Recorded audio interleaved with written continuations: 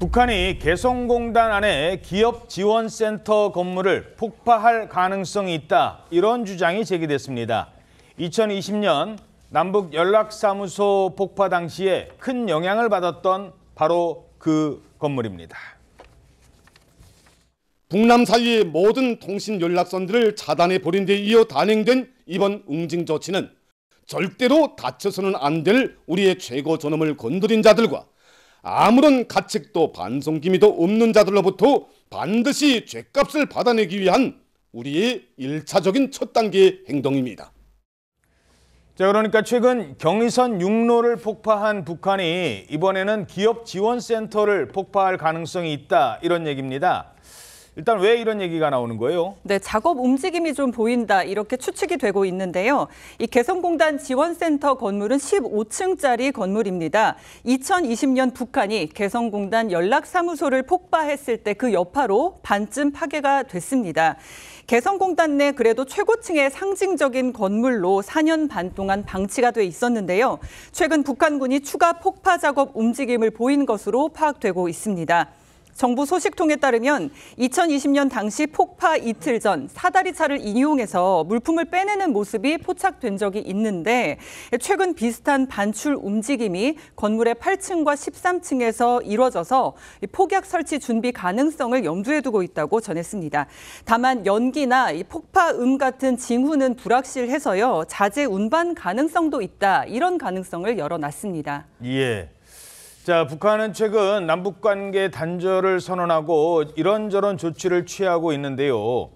이런 가운데 최근에는 북한 군들이 아궁이를 만들어 놓고 여기서 밥을 지어 먹는 모습이 포착됐다고 합니다. 그런데 이 사람들 누구냐?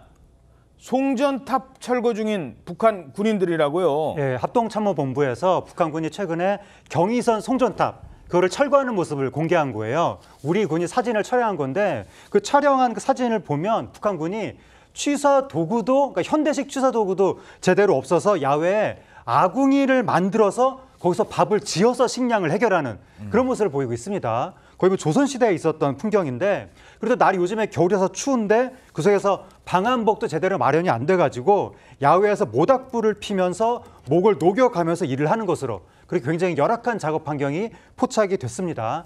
우리 군이 파악한 바에 따르면 북한군이 지난달 24일부터 경의선 송전탑을 철거하고 있는데 북한 지역에 있는 총 15개 중에 11개의 철거를 완료했다고 합니다. 저 때도 저렇게 그냥 맨몸으로 아무런 안전장치도 없이 송전탑 철거하겠다면서 저 위를 저렇게 기어 올라갔는데 평소에는 밥 지을 공간도 없이 아궁이에다 불 떼놓고 있다는 겁니다. 하나 더 보여드리죠. 군사분계선 인근에서는 지금 전기철책까지 설치하고 있거든요. 전기, 그러니까 이 고압선을 지나가게 만드는 겁니다. 근데 여기서 웬 염소가 등장을 해요? 그렇습니다. 이 전기철책이 잘 작동하는지 이른바 염소로 동물 실험을 한다는 건데 그야말로 잔혹한 어떤 모습을 보여주는 단면이 아닌가 하는 생각이 듭니다. 북한이 지금 250km 군사분계선 가운데 방벽도 쌓고 60km 구간은 불모지화 작업도 진행을 하고 있는데요. 무려 40km 구간의 삼중에 아주 그 고압 전선이 흐르는, 전류가 흐르는 철책, 전기철책을 또 설치를 하고 있다는 거예요. 기존에는 단선이었는데 이번에는 아주 삼중으로 설치를 하고 있는 상황인데요.